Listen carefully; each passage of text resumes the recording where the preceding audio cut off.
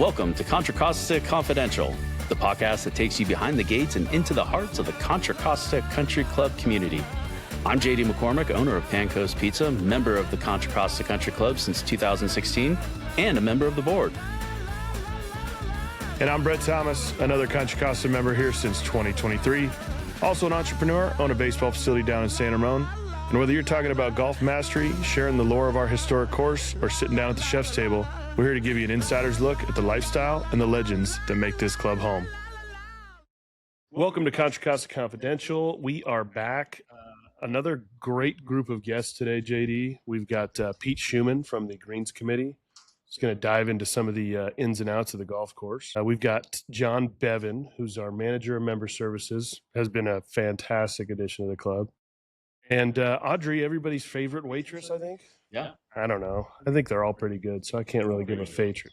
A little bit of a farewell tour to her. A little bit. As she goes off to college. Yep. But man, I'm excited for these three guests. Yeah, this is what we call in the business an all-star lineup, star-studded lineup. I love the conversations we have. I'm looking forward to the points of view. It's kind of got all three levels, if you will. Right? Yeah. You have the on-course with Pete. You have the, what's going on in between with John. And then you got, where you go get your beers afterwards. Oh, it's encapsulating Contra Costa in 35 minutes. It's amazing. Pretty good. I'm loving it. Course is dialed right now. Oh, it's on fire, dude. Although I learned so from hyped. Derek, you shouldn't say it's on fire. Like that means it's dry and it's really crispy and running fast. And Well, you can't say, out. here's the thing. This is what makes you sound old by saying it's on fire. You say the course is fire. Course is fire. Yeah, you got that? Yeah. That's the vernacular. Yeah, like, dude, this is fire. Okay. Not what else? on fire. What else? Grandpa. I don't work with people. I don't know. I work with kids. I got to deal with them calling me old all the time. Yeah. So I'm just passing it along to you. Well, so the other night you missed the Stag Leaps dinner because you were babysitting kids at the catching academy. Is that right? No, I wasn't babysitting kids. No. Some of our friends were out of town. We had to check in on some of them. Yeah. Did you go to the Stag Leap dinner? I did. Dang it! I'm so bummed. Fire. Yes. It was that's fire. Lit, dog. Dude, it was insane. Like Chef Fabian did these lamb chops that were like lamb chop popsicles, and he had this mushroom ravioli with a brown butter sage sauce that started off, and they paired it with this really nice buttery Chardonnay, but it wasn't too oaky, and I hate Chardonnay. I mean, it was a good one though, huh? Yeah, it was insane. So we sat at the table. It was great. Mrs. McCormick was overserved, but had a great time. She became Loud Lindsay. She actually talked trash to the guy who was hosting, the winemaker. At one point, he got up to say his speech. He's like, okay, we've come to the point in the night where you guys are all asking me the same question. And his next line was going to be, which is, how do I buy your great wines? And she blurts out from the back corner, is your hair real? And dude, the house came down. I mean, it went off the rails from there. Bro. So talk about the amount of FOMO I'm feeling right now that we weren't there. I'm also like the biggest proponent for the wine dinners. Bro, so it's like the one, fire. we only have like 2 or 3. Sorry, it was fire. God, it was great. Together, like they pulled out this giant bottle of wine. It's a step above a Nebuchadnezzar. And they started pouring from the bottle. And it was a 1999, I think, or something like that. What? And it was insane. Dude, some of these wines they were pouring were so good. We walked out with a case of wine that we're just going to let sit for a couple of years and then drink. Amy Rocha, friend of the program, set it up. She was great. It was amazing. She was a good time. So now, referring back to the podcast with Amy, it is Stag's Leap, not, there's 2, right? Stag Leap.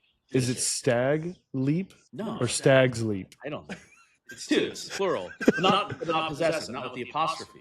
So I'm confused. Grammar. I'm confused. It's grammar. I got a funny story for you. Oh, boy. Last weekend, I was up in Tahoe. Okay. We had, I'm in this super nerdy fantasy football league. So we had our fantasy football draft up there. And in Tahoe in May? Yeah, so it's a long story. It's a dynasty league. So we only draft rookies. So we do it like right after the NFL draft. Like I said, nerdy. I prefaced it. Yeah. So I got up there like super late. Getting up there at like midnight on Friday night. And I don't think much about it. Get in the house, everybody's drinking, we're hanging out, whatever. The next morning, and it appeared I had left some goodies in my truck. And for those of you who don't know, I drive a Ford Bronco with a soft top on it. And let me tell you, the bear had zero problem with the soft top. Ripped the entire top, ripped the center console off. It's hilarious. I have the Ring camera footage the Airbnb sent us. Literally, like, feel insanely violated that there was a bear inside my vehicle. Not like rip the door off, grab something. Like, no, like the bear went through the back soft top and was like inside my truck. That takes Yogi Bear's picnics to a new level. Like, imagine he comes back and goes, "Man, this is some good shit. Like, where do I get this?" Must be in California. We got to be on the California side or Nevada side because that stuff's not legal. What stuff? Goodies. No, it was like legit just snacks. What? It was like trail mix and shit. Boring. I know, it is boring. But, you know, not boring enough to Yogi. Dude, Yogi. He got in there. So, I mean, nice part Shows is, up you with know. a picnic basket full of gummies. He's like, check it out. They got gummy bears of us. No, that would have been Sitting there. hilarious. What Would was have the been little like bear's name? Cocaine Bear, but with Cocaine the Bear. gummies. Boo Boo. He's like, hey, Boo Boo, take this. And then Boo Boo's like, I don't feel anything. He's like, we should take more. And then an hour later, they're on the floor. That would be really funny. That would be a good like. That would have been a great, especially with the camera footage. If they just got high as shit, just sitting there on the driveway, out on the hood of the car, like, and then opening up the pop chips and just like. So the only negative was the drive home was quite cold, but you know, insurance is buying me a brand new top, so that's good. You know, I ain't too mad about it. Crazy. Yeah. Yeah, that's like the kind of stuff they warn you about when you rent a place. Yeah. That most people ignore. Didn't do a very good job of reading the warning labels. Yeah. But anyways, excited about the show. Yeah, me too. I'm more excited about DVC, dude. I'm counting down the days. It's going to be great. I think the course is trending in the most amazing direction. It's great right now, and I can't wait to see what it looks like in a month's time when we have all our guests out here playing. It's going to be a great. It's one of those things where like you can't wait, but like you're like, but I need the time to feel like my game. You know, like you're excited about actually having more days to be like, I'm not in shape to play this game right now. I've cleared the decks of everything. It's on family calendars. It's on work calendars. Oh yeah, it is. Yeah, don't talk to me. Yep, 100%. Leave me alone. I'm here to have a good time at Contra. I'm here to hang with the boys. It is the ultimate. Like, my phone is in the bag for 3 days. Yeah. Like, don't call me. Don't talk to me. I'm busy. Yeah, you're on Do Not Disturb. Yeah, for sure. Yeah, that's fire. Anyways, this episode is fire. So let's get to it. Let's go. All right, welcome Audrey Butler to the show. A waitress here. Welcome, Audrey. Hello. Tell us how you got started here. Well, let's see. I was a senior in high school. I worked at some sporting goods store for like 2 years, and I was just sick of it. And I was just looking on Indeed, trying to find some things. I knew a couple of people who worked over like at the pool and stuff. And I applied, and then he called me back. So, now here you are. Yeah, it's a pretty sick situation. Very cool. And so how long have you been here? A little over 2 years now, which is kind of ridiculous. That is. Time flies when you're having fun, right? Yeah, exactly. How do you like it? I mean, this is, I always find it interesting because, you know, you're a waitress, but server, I'm sorry. Come on, guy. Handcuffs. Fire on fire, server, waitress. Come on.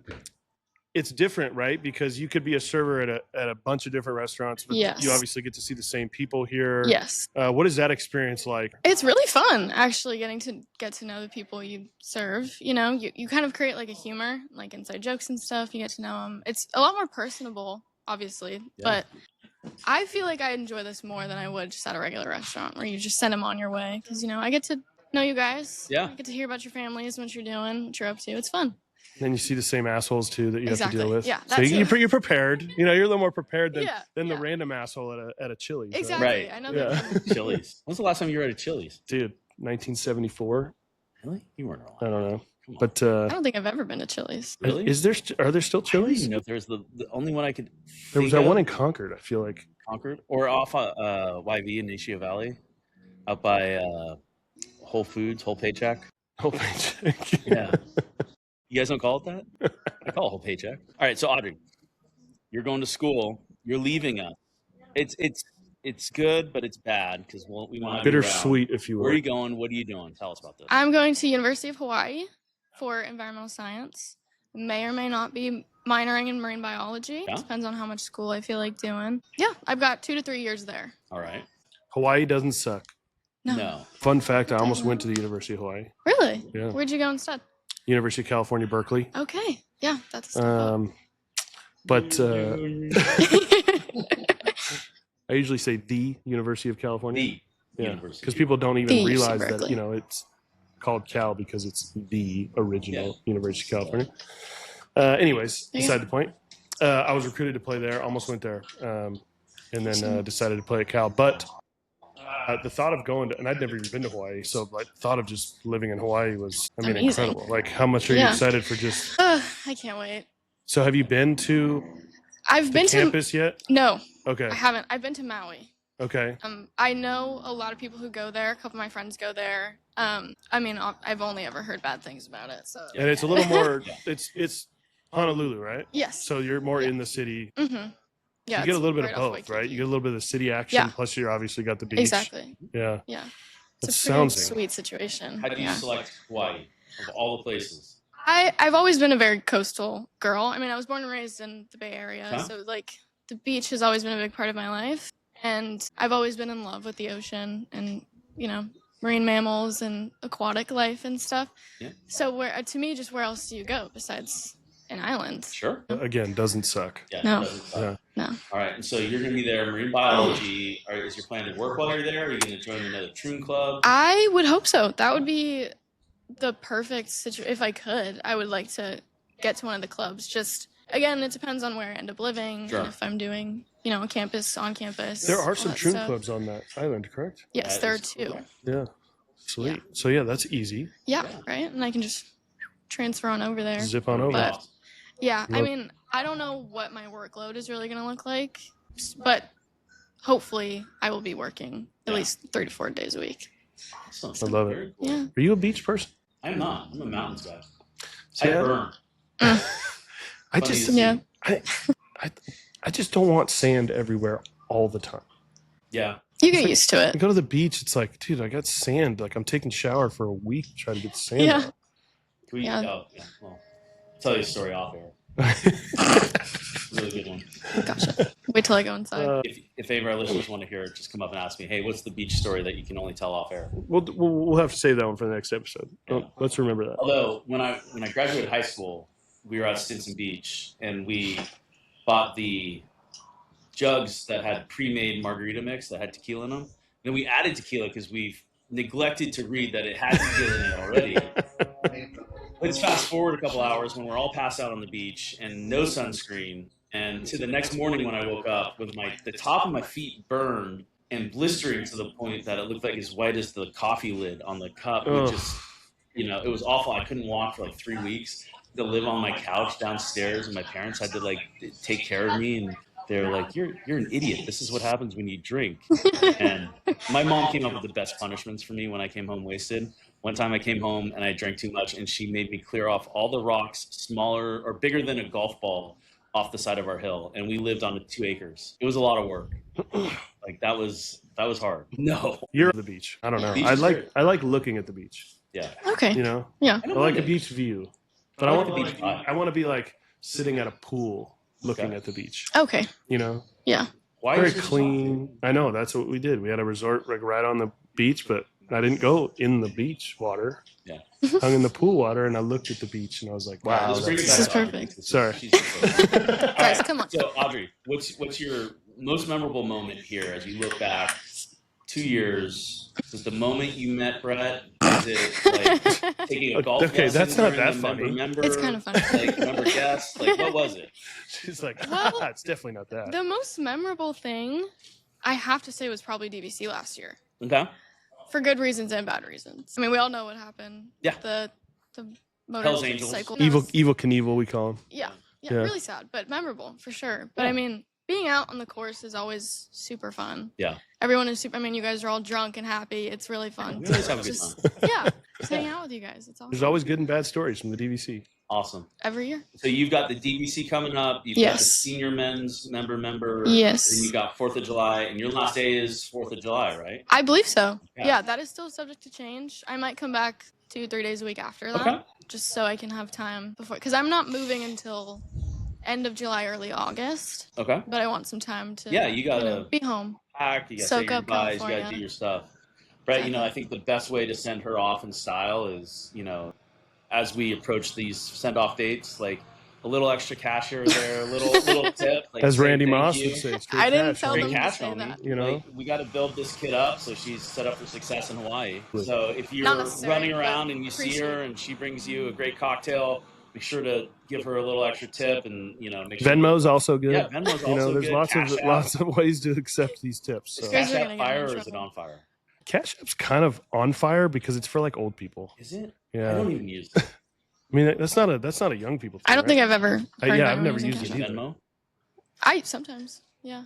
So what do you use? Use Is there PayPal? something that you kids use that we don't even know about? It's usually Venmo. Okay, all right. Yeah. So yeah, I'm Yeah. hip. I'm hip. He's Venmo's got fire. Okay. Venmo's fire. Venmo's fire. Venmo's fire.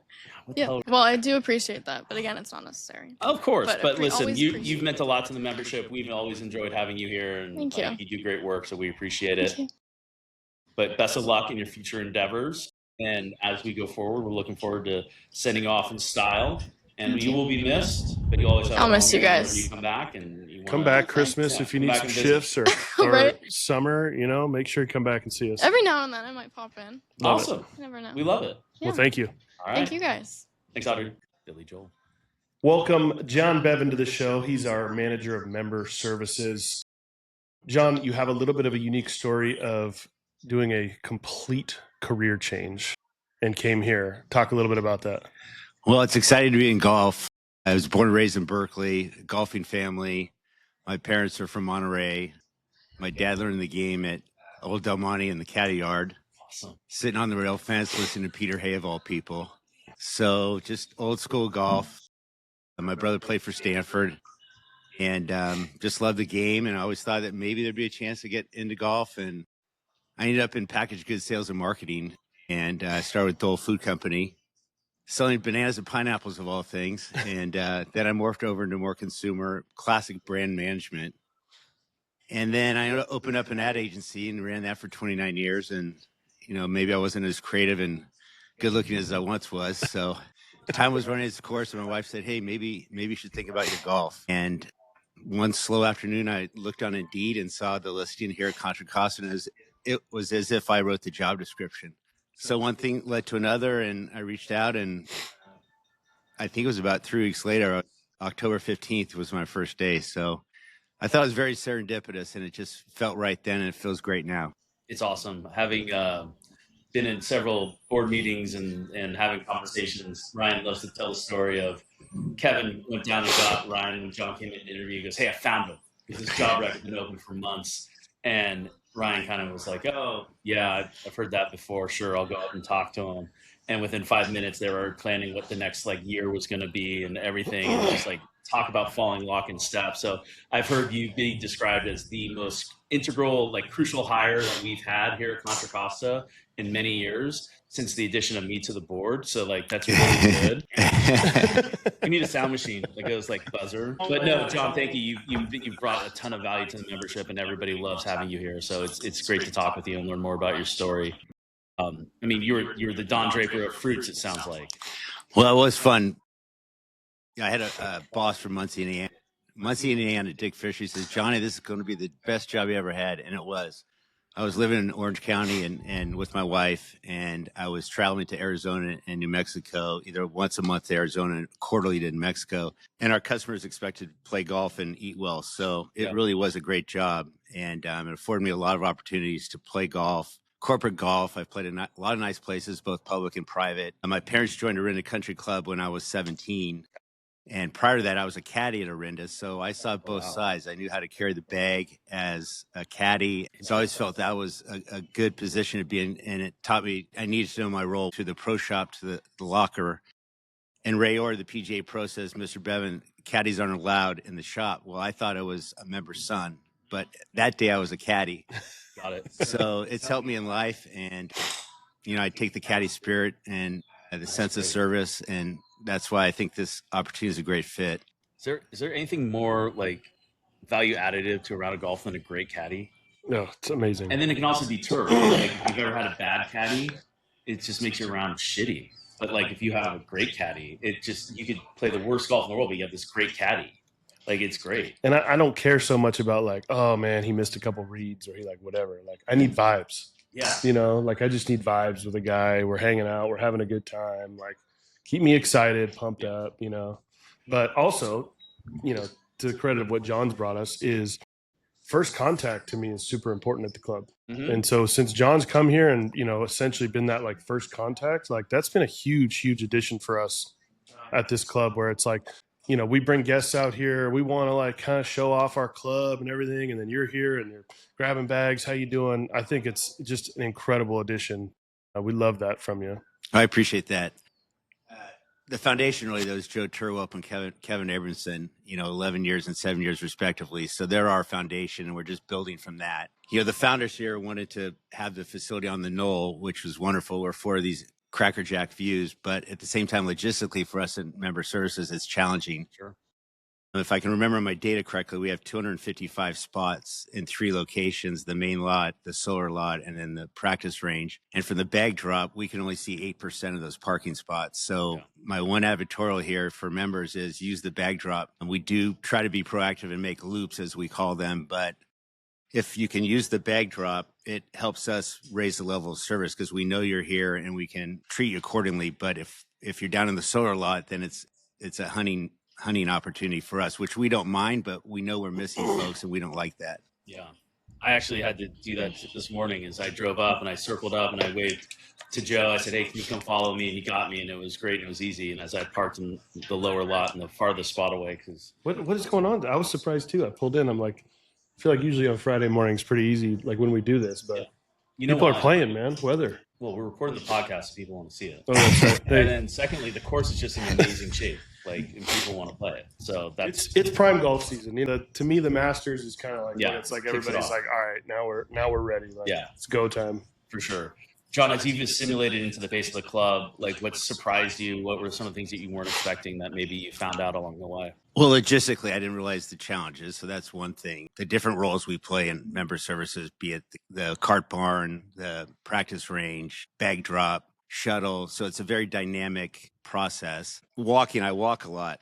I try to manage by walking around and servicing our members. So I usually walk 25,000 steps a day on average, which has helped me. I'm not the youngest guy in the world, so sure. it's vitalizing. The members are amazing. I mean, if I could say one thing that I don't want to say it's a surprise. I always had a reputation that Contra Costa was a fine country club. Very, very gracious, very welcoming, very classy, not a lot of aloofness that you might associate with the club. So it's a golfer's club. It's recognized as a golfer's club. And I love to see the camaraderie, the love of golf, the friendship. It's not really surprising to me, but it's rewarding. Sure. Not all clubs are crafted like that. So I think, we're in a great position. Derek Marr and his group makes our life easier because there's not a lot to complain about in terms of the golf course. The golf course is shining, as you know. It's fantastic. Most recently, several members have commented that this is the best they've ever seen this golf course. One member had been here 12 years. The other's been over here 30 years. And that particular member said we had a nice run in the 90s, but I've never seen anything like this. That's incredible. So I think as the greens finalize their post-aeration period, which I think we're pretty darn close, it's just going to be amazing because the fairways, I love grass under my feet, whether it's a baseball field, football field, or particularly a golf course. Yeah. But to walk our fairways, it literally feels like you're walking on carpet. It's amazing. So is that surprise of our membership, is that a little bit of a shout at Dorinda right there? No, I love the people of Dorinda. I just kind of want to build up a rivalry. I just want to build up a little rivalry. So one story, as a caddy, our general practitioner I was carrying his bag. We're on the fifth tee. If you know the hole, it's a downhill, uphill par, short par 4, dogleg left. And it was early in the morning. It was probably about 8:30. I was carrying a stick, and he was a complete gentleman. And I know he's a gentleman, but he looked down and he saw the cart marks on the fairway had ruined the dew. And he says, "Look at those effing marks." I was like, wait a minute. I don't want to use his name, but it was very interesting to see a golf purist. Sure. Something that maybe my eye wouldn't have seen as a young guy. But I know, like Derek Mara, he doesn't appreciate people driving single carts or through the rough. Yeah. You know, I'm surprised that the fairways withstand it, but it's just little details like that. And Derek's a purist, and I think all of that attention to detail helps us. It pushes us, even in member services, to try to maintain those extremely high standards. Yeah, it's funny. We were having that conversation in the golf cart yesterday about whether Derek would want us to be a walking only course. I think that would probably be his preference. I would not be a member here. No. I can see that. It's hard to carry beers when you're walking. Yeah. I mean, 12 Pacific. That's why you need a caddy. That's right. That's right. Exactly. I guess. Okay. All right. Yeah. You know, caddy involved. We get a caddy program. So in past, yeah, exactly. In past years, we've had caddies here. Are we bringing that program back for the summer? Somebody mentioned it actually on the cart deck today. I hadn't thought of it. I've thought about it relative to Play for Pink. Maybe there's an opportunity there. Kevin Chen and I have talked about a charitable program around that, something like Caddies for a Cure. It hasn't been cemented. Maybe there's an opportunity on special occasions. That'd be cool. To rally the troops. Yeah. What's it like working with some of the younger generation, as this is, maybe their first job in hospitality, or this is a part-time gig? Like, what are some of the things that you're finding working with today's youth? They're smart. They have high energy. They need guidance. Mm-hmm. One of the issues is a lot of these folks maybe aren't golfers, and so they haven't been afforded the opportunity to walk into the Olympic Club or to a rented country club or Diablo. So what I've used is a hotel analogy, because I found that most of these folks have had the opportunity to go on a nice vacation or two. So we've created the analogy that we're trying to rise up through the Starwood Marriott program, maybe from the Courtyard. We want to get up to the Marriott, and then maybe next thing we're at the Ritz. So I'm able to bridge some of that age gap in that way to create situations or visualizations where they can associate what I'm trying to share with them. What does it mean to have a cart that's pristine? Well, it's like walking into a hotel and your room's clean. Stories like that help them understand where I'm trying to go. But if I'm trying to say, well, this is how it's done at nice golf clubs, it's a bit of a disconnect. Sure, it gets lost on them. I think one of the greatest things you've done is a simple thing, but the card of who this cart was cleaned by. Because, like, I see Eduardo on there, and I'm like, dude, Easy E has been doing a great job, right? Easy E, I like that. Yeah, that's what I keep calling him. But giving them the accountability and the ownership of getting recognition for pride in their work is a great life lesson for them, not beyond just the walls of Contra Costa. Or the accountability that, this cart sucks, and I can grab the cart and go to John and say, hey, what's up with this? Exactly. And so now their name's on it, and they have to have some pride in that. And they have. It's been amazing. It's been great. And it fits right in with the Contra Costa Cares program that Ryan's been driving, which has been really cool. So, awesome. Well, John, we appreciate all you're doing. Keep it up. It's great to work with you and see you out here. You're a highlight of the day for a lot of people. A smiling face and good energy is the first thing they see. So keep it up. Good. I'm lucky and thankful to be here. Awesome. Appreciate you, John. Thank you. All right. Welcome to Contra Costa Confidential. We're here with Pete Schuman, member of the board, longtime member, also chair of the Greens Committee. Pete, welcome to the show. Yeah, thank you. Thank you guys for having me. It's a pleasure to be here, and it's kind of neat to be on a podcast. Is this your first podcast? Very first podcast. I know my kids always talk about podcasts, and I'm like, whatever. And now here I am. Now you're the podcast. You're the cool dad now. Yeah. On a podcast. So tell us about yourself. How long you been a member? Tell us how many kids you have. We'll start with the kids. 3 kids, all grown, out of the house. So we're empty nesters now. We have one getting married in July. Congrats. First one. Cool. My oldest daughter get married up in Tahoe. So a lot of planning for the wedding. Let's see. Been a member almost a little over 14 years. All right. We started as social members. My wife gave me the membership for my 50th birthday. And That's a hell of a gift, by the way. Yeah, Yeah. no kidding. Hey, babe, happy 50. Here's a member to a club. here's a member. Well, we've been talking about it a little bit. She knew I was interested. Kids were still in school and stuff, and the proprietary membership was not really in the cards because we were so busy at the time. So we were social members for quite a while. Did a lot of bocce. Friends would invite me to golf. I'm probably the only social member that played in the DVC because you're not a member. I was invited by a member, so that was kind of interesting. Nice. So then as I got close to retirement, Noreen was the membership director at the time. She approached me and said, hey, this would be a good time. We're starting to get a little wait list. And boom, jumped in. And at the time, Sally wasn't a golfer yet. And she really wanted to take up the game. And she's like, well, if we're going to be proprietary members, I got to golf. Yeah. So, yeah, go for it. So she got connected with Pat and learned golf. And the rest is history. She's got the bug. And she's a divoteer now. And I know. I've seen her out there. She's talked to my wife. She tried to get my wife she's been recruiting my wife to join the divoteers. And it's fun to see you guys out there and play. It's so funny you mentioned the kid aspect of it takes up so much time that you couldn't get out and play and justify. Right. I know on the group thread that Brett and I have, we have a couple of dads that are just swamped with kid activities. Yeah. It feels like May, June is the pinnacle of kid activity. Absolutely. Where you just can't get out. You've got graduation. You've got like league events for swim, with the swim being so big in the area. It's just crazy. Well, we did all the traveling stuff. My son was big traveling soccer, basketball, daughter dancing. Yep. She danced at Carondelet. She was in dance studios, and they've got competitions in the summertime. So we were constantly on the go. So yeah, but those are great years. It's amazing. I like how on the text thread it's become like an injury report too. Yeah. It'll be like, oh, Jeff is he's probable. Yeah. Daughter's softball game. Yeah, we had one last night. We're trying to do a roster call for who's playing today, and Andy said, I said he's not declared, and then Andy said Andy's on the tee sheet, and then I kind of left it, and Jeff said, oh, Andy is just declared, and then about an hour later, Andy withdrew and opened up another spot. So no longer cleared. Yeah. No longer cleared to play. They get put on the IL. How long do you get put on the golf IL when you're you miss a tee time? Is it like a 2-day penalty or a 1-day penalty? I don't know. Definitely a bogey. Yeah, right? You're like, okay, kid, you get bumped down in the ranking. Right. Yeah. So when did you start to get more involved in terms of joining the board, getting on some committees and things like that?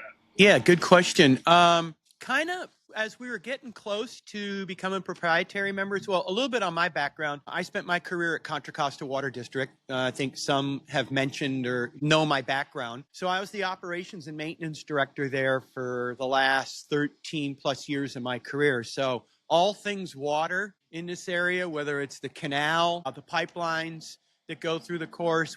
There's a big pumping station and reservoir back by 15.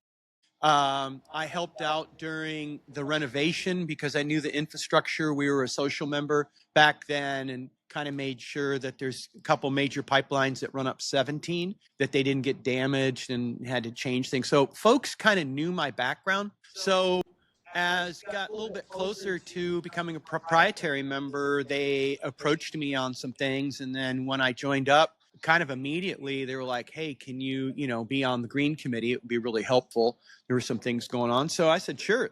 Fit my background. I like that kind of stuff. I did a lot of work with maintenance, asset management, and a lot of the things that, our maintenance staff does here. So that's what kind of got me started with it. And then as like a year afterwards, Dan Harrington was the chair, and he stepped down, and then they asked me if I wanted to be chair, and I said, sure. So that was about 3 years ago that I became the chair, and I really like it. Yeah. So worked with Steven and got to know him and how he does things. Steven, of course, moved on and then was helped get Derek in that process, and really have made a great connection with Derek. Really like working with him and the things he's done. He's really built off the things that Steven started and kind of, I think, taken it to another level. He's great. We actually had him listed as a potential guest for today, but I'm questioning his commitment to the club. Something about he's getting married. Yeah, there's tomorrow. minor detail here. I don't know. I'm Brutal, starting to dude. question his. I met a bunch of his posse yesterday. Yeah, they seem really great. He had his dad out here and his uncle. Dad, Yeah. father-in-law, one of his buddies from New York. his boss from Mayakama. Yep. Yeah. I said, thank you very much. How cool would that be? You're never getting him back. You're never getting him back. Like, how often do you get to go take your family and friends to the place you work and show off what you do for a living? And people are just astounded. I mean, I'm sure you have some water geek friends that are like, man, that coupling, man, that's a tight fitting. I know. My kids hate it. We drive around the area here, and I can point out all the leaks. Sure. Oh, that was that big leak back in, 2020, or that was this, so yes. Oh, so I mean, I should. Now I'm thinking about this. I should have texted you. I was at Ace this morning because we had a pipe burst in the backyard, and I got to get a coupling for a 1 inch to a 3/4 inch and get all the. And I'm like, I'm out of my league here. This is just not what I was put on this earth to do. It's like not do pipe stuff. But anyways, all right. So thanks for listening to my TED Talk. We've got the DVC coming up, and we were talking before you came on about the role that you guys play in getting the course ready. The perception is that you guys sit in a dark room and you're like, we're going to have the DVC. We like assume it's like the US. How it's the US Open. Terrorized. Yes. How can we make it hard? Tell us about that process and the approach you guys take to get the course to where it is today. Because I'll tell you, I played yesterday. It was amazing. We stopped several times on the greens and just said, this is immaculate. This is incredible. Right. It kind of evolves a little bit. Obviously, when you're talking about turf and plants, you don't snap your fingers and boom, there's instant change. So you really have to be kind of forward thinking. There's a lot of planning. It's really what I like about Derek. He's got a good vision for that. So I think a lot of it started with the recent airification and planning for that, kind of what we were going to do. Keeping our fingers crossed that the weather was going to cooperate, because you might remember a few years ago we airified, punched, and then it got cold and it took the holes forever to heal. Yeah. So there was a little bit of concern about that. So kind of planned for that. I think one of the biggest things we planned for, besides just punching the greens and fertilizing and the things that typically go on, was really the approaches. I've talked to him a lot about the approaches. How do we get those approaches a little more forgiving? How do we make it so, I think per the RTG design, the balls would kind of roll a little bit more off the back, all those kind of things. Is like, wow, why didn't that ball come off of there? Well, there's a good reason. A lot of that material, that grass was thick, had a lot of thatch in it. So during the airification week, I came out here, and you wouldn't believe the amount. They thatched it first, kind of verticut it. I mean, it was coming out of there massively. I mean, almost like you could plow it. It was so thick. Wow. So the first thing was to get rid of all that thatch. Then he punched them. He punched all the approaches and surrounds, sanded, of course, fertilized, and then was able to start reducing the mow heights. You couldn't really just reduce the mow heights without doing all that other stuff, or it really wouldn't work. And I think that's why Steven was a little hesitant, because I was working with him on it, and he was a little concerned about just trying to take mow heights down. Went into that, and I think we're now really starting to see the benefits of it. I mean, those balls, like, how many times have you hit it into 7, and you think it's going to bounce up onto the green, and it just doesn't bounce and roll? So yesterday, my partner bounced it up. 4 is another one. But how many times has the ball gone on the back of 4 and not come off that steep hill? Yeah. How is that ball not rolling back? It was designed to do that. Exactly. 15, 9. I mean, there's 12 is another one. The front of 12, even the back of 12. So I think we're all going to see a lot of benefits for that. And hopefully at the DVC, folks will notice it. It's amazing. Are you playing the DVC? I'm not in the DVC. I'm doing the Senior Invitational next week, so I'm looking forward to that. How many DVCs have you played in? 2. Just 2. Just 2. Yeah. I mean, I expect more out of you. Tell us about the senior one, because we obviously don't get to partake, and some of us are closer to it than others. They're in spirit. It's a little bit shorter event, so Wednesday, Thursday. So there's a height requirement. Dad jokes are in. Dad jokes are in. It's kind of like a ride at an amusement park. There's a height requirement. You don't get on. No, it's a 2-day event. It starts next Wednesday, Thursday. Similar to two-team, net best ball. 9-hole matches. We've got 7 flights this year, so it's a big field. So obviously there's a lot of talk about pace of play, so hopefully we'll get around. There's the horse race, the full field horse race, and then the championship horse race, and lots of food and drink. So cool. So it should be a great time. So cool. Yeah. What are your thoughts on pace of play during the DVC? It's Like- hard. It's so one of those things where it's like I kind of see both ends where it's like we're there to have a good time and drink, and like we don't need to be like in this like rush. But from like a competitive standpoint, like man, when you're like standing around, it makes it difficult, right? Yeah, you want that. I think you want that rhythm For sure. There's something about kind of moving up, kind of doing your pre-shot routine, being able to hit again. When you have to stand there and you're waiting and waiting, especially in the fairway, that definitely I think has a toll. So That's hard. it's hard. I think that's why they went to the scheduled tee times this year. Love it. Really? Love Scheduled tee times. Yeah. Love So DVC is scheduled it. D times, not shotgun start. Oh, interesting. Okay, cool. See how it works. That's all right. Yeah, we'll see. Part of the thing about it though is it's like it's such a good event that it gets oversubscribed. So you get A and B tee times on a tee, so you have 10A, 10B. That's what causes the backup. Absolutely. It's On the such a- shotgun, yeah. Yeah. I just think the tee times are great because I understand the argument of like everybody kind of comes into lunch at the same time, but the reality is that they don't. So like last year when they went back to shotgun, it was like, well, everybody wanted to go to lunch together. Okay, well then we ended up in the lunch hall and like people were still rushing to Exactly. eat and do whatever. So I'm like, that's not really an answer. And I like the idea that like you don't have to be there. Like, we all like to have a good time. So, if we have a little later tea time one morning during the event, that's okay. Sleep it off a little bit. In some respects, if you think about, you want to have a good pace of play, but the course is shut down for the event.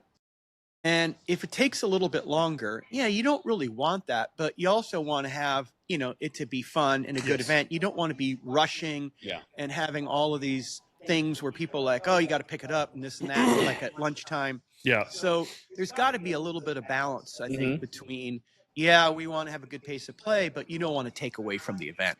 Right. I also enjoy the like everybody tees off on 1. So there's no like advantage of like, oh, we started on 6. You start on 1 or 10. And I think it's pretty cool that like Good point. Kevin's up at the first tee and he's like, our 8:10 a.m. tee time, John McCormick, and you know what I mean? Like I think that's kind of cool. Like, I like gives me it. a little bit So of I got a question vibe. for you guys. What is your least favorite starting hole on a shotgun? 7 by far. Amen. Don't like that. 7's a tough one to start. 7 and 13. 13's I don't a like tough. 13. as 13's a starting rough hole. one. Rough one. That's cost 13, me. at least 13, I feel okay. I could take an iron out. Like, just like you can just like punt one down there if you don't feel great. 7 is like, you can't punt anything on 7. You can't. Like, you got to hit. You've got to hit the actually- driver. There was one men's league on a Thursday night. We had just played 18, and then we were rolling into men's league, you and I. And I played a great round for 18 holes, and then we were starting on 7. And I was like, oh, I'm feeling so good. And I think it was like an ultimate shot. So it was like, you don't have your partner pick you up, and I just snapped one left into this man. shit. It Just was like, bad. great start. I think 13 cost us Andy Tamayo and I the member one year. We were tied for first place in our flight, and we were great, and like we had a good time the night before. We rolled out first tee time, 13th tee box. I went first, and I snap hooked one left, and it was the format where both balls count, and you can't like. So then, guess what? I had to drop, and I hit into the gulch, and then I had to drop and hit, and went into the gulch again. And I had a 13 on that. What's a hole. disaster? It takes you right out. And at that point, we just I looked at him. Like, I'm so sorry, dude. Can we get some cocktails over here? Yeah, 13 is a good bar station right there, Oh though, at least. man, Oh man, I feel for you. That's a tough yeah. one. How about you? What's your dreaded start hole? I agree. 7. We started the what was it? Superintendent's Revenge. Yes, Oh, that wasn't that hard again. I'm just gonna point that out. Just for the listeners at stop. home. We're done. We're done yeah. talking about Yeah, that. we're on not this going to talk about podcast, that. How okay? you guys just rolled everybody on that, but we just struggled mightily on that hole, and yeah. So yeah, 7. I would say, like I said, 7 and 13.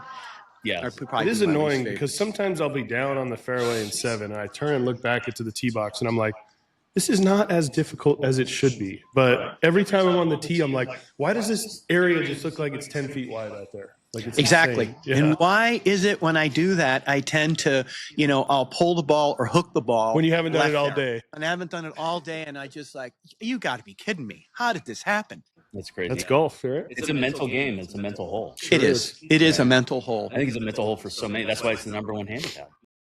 It's like, When the such a pin's mental- back, it is just. Talk about a difference that it makes. It's a brute. Yeah. And It's then a you followed brute. up with the easiest par 4 on the course behind it at 8. Like, that's, it's a really long par 3 that should be a par 4. Yeah. And you play from the 4s. It's like, it's hard. Well, at least when you get to 9, you get a little relief, which is probably the easiest par 5. So you guys are probably, That's why JD calls it "oh shit" corner over yeah, there. Yeah. you guys are hitting that green in 2 all the time. I've dubbed it "oh shit" corner because that's where rounds are made or broke. You start at 6, 7, 8. Like that's a good little corner and get going. You okay? I heard your Yeah, tummy dude, rumble. do you think that caught the mic caught that right there? I don't know. I haven't eaten breakfast yet. Those mics are pretty sensitive. Awesome. Okay, we're derailing here. All right, so Pete, what's your go-to playlist? What's Go-to Schuman playlist. special? All right, so it kind of depends a little bit who I'm golfing with. Let's see. I would say it's got to be a Grateful Dead playlist. I'm a big Deadhead. Well, you're a musician too, right? I do sound engineering. I'm not quite. I work with a lot of musicians. I love music, going to shows. I've been doing that for a long, long time. I could have a whole podcast talking about stagehand work and concerts. So I think my Very, Very Jerry playlist, which is focused on all things Jerry Garcia. But again, it depends who you're playing with. Now, I've got friends I play with, they can't stand the Grateful Dead. Screw them. Yeah, how can you not stand it? It's like the greatest jam band. What I like about that kind of music, it's got a particular flow to it where you just start listening to it and you don't really think about all those things you shouldn't be thinking about your golf swing on the golf course. I kind of get focused in the music a little bit, and I try and use that to kind of relax me a little bit going around the course. But, again, there'll be some classic rock stuff I'll do. The bands that I work with use Spotify and put together set lists on there. So if we got a show coming up, I'll spin that up a little bit. You'll have to share that so we can all listen to it. Yeah, there's a bunch of different. There's a country rock one. There's kind of more of they call it, music of your life. This is stuff from 50s, 60s, 70s, 80s. So it covers a real wide variety of stuff. So it really just depends.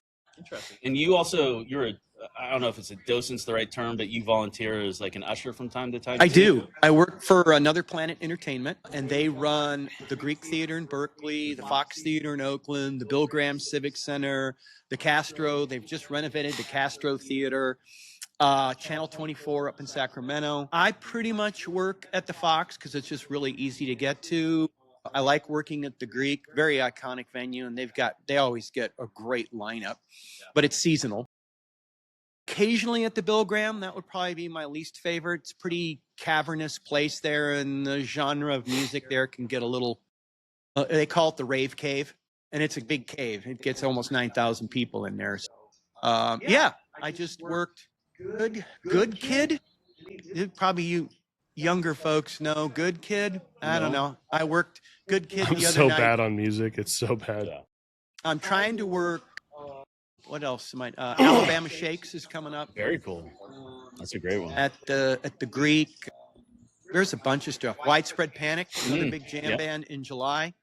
Dark Star Orchestra is coming in August. The Rex Foundation, it's big. That was the Grateful Dead's charitable arm, and it's a big fundraiser for them. So lots of different stuff. Funny side story, and completely random, but I was with Bob Weir when Tom Petty died. I was in a meeting with him. He was doing some charitable foundation work. The Rex Foundation. He was on the board of directors. Yeah, and Bob was like sitting across. He goes, all the alert came across all our phones that Tom Petty had died, and he started texting, and he called his wife, and he goes, "No, he's still alive. No, I don't know." Like, and he's getting all these updates. So, like, for an hour, we were like live streaming with Bob Weir about Tom Petty dying. It's the most surreal thing, because like we're selling software, and he was using our software to put an audiobook together, essentially.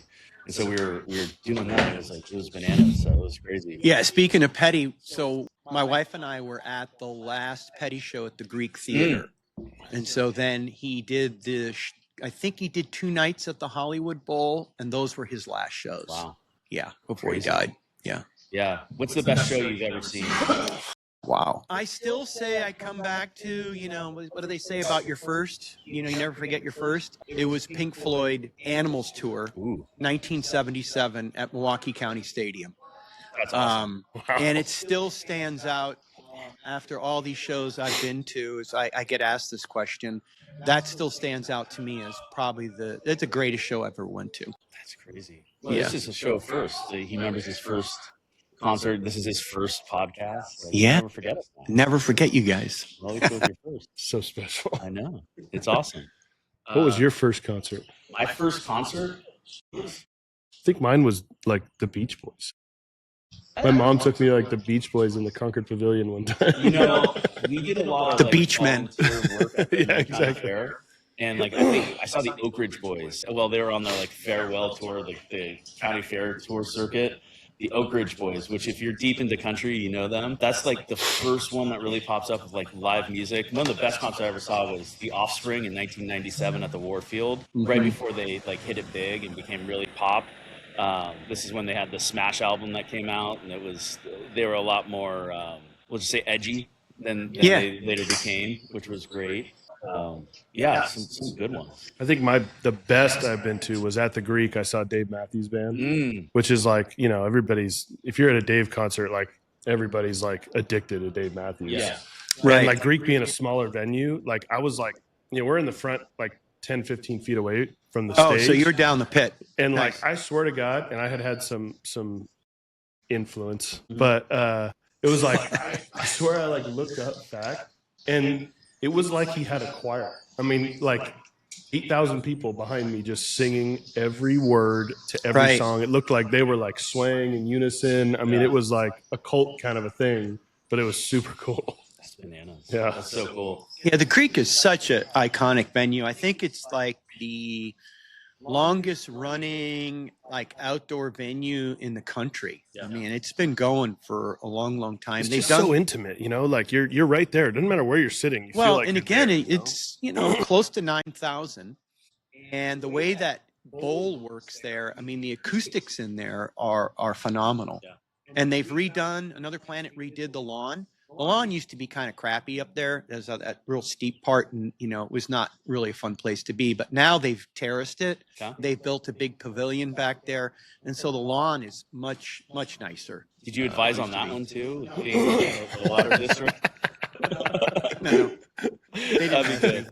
Awesome. Well, Pete, it's been great to have you, man. Yeah. We really appreciate you taking the time and getting to know you, and we'll have you come back on and give us updates on everything. Yeah, I think of a good nickname for you. Do you have any good nicknames that you want to share? The only one I got, played a lot of basketball, so I kind of like to shoot a lot. So they called me Pistol Pete. Oh, nice. I That's can not see bad. that. Yeah. A little Not a wiry, bad one. Yeah, a Get out lot, of of, the a lot of perimeter. basketball. Big C, I got to put a plug in for the Big C. I don't know how many of you all know the Big C over in Concord. We had a great basketball community there for years and years. Unfortunately, COVID kind of killed the Big C, and it broke up our whole basketball community. That's a But bummer. Yeah. It sucks. good stuff. Awesome. Anyway, thank you guys. Thank you. coming Really on. appreciate it. Keep it going, and good stuff. Thanks for the listen. Thanks, Pete. All right, BT. I know that's the first time you met Pete, but what a great guy. Amazing. Great I mean, stories. Integral to the success of the course on multiple levels: board, water management, I was Aquaman. saying, you had the head of Contra Costa Water Management comes on your greens committee. Does he get any better than that? No, it doesn't, and it's great. It helps us.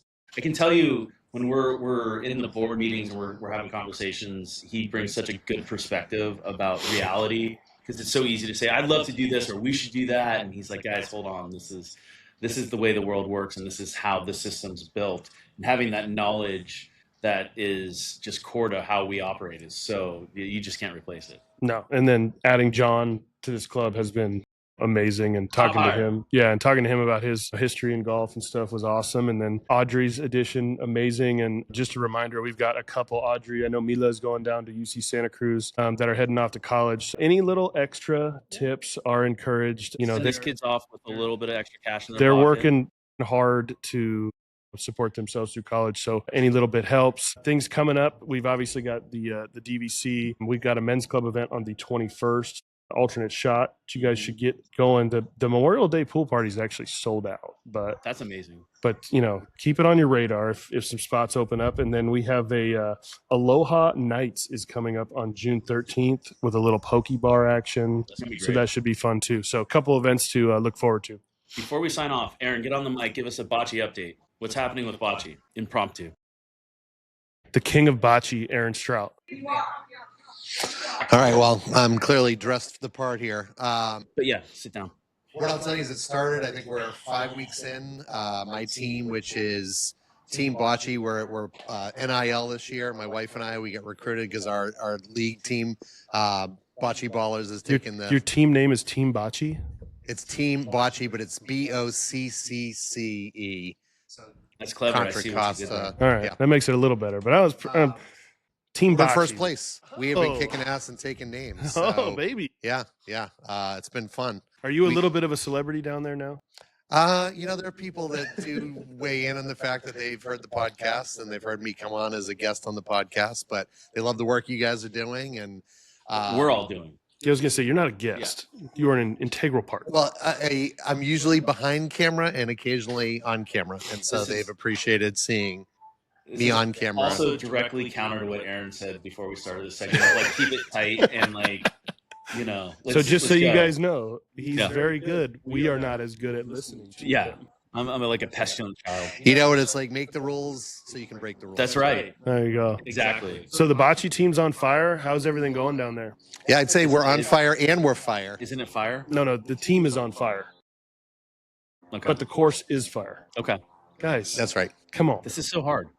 Yeah, no, En we've had fuego. Remember Dan Patrick? En fuego. We've had some tough fought matches. We lost our first and then have won our last three. And you play three games in each match. And so we've gone. I think we were 1-2, and then 2-1, 2-1, 2-1. And so we've beaten some tough competition, and everyone's good this year. There's no All right. patsies. The drinks are flowing, I'm sure. Drinks are always flowing. Love that. All right. The weather's been good. Now, how are the Gandys? I know the Gandys are bocce players. Do you ever cross paths with them? Have you run into their team? I don't think we have, to be honest with you.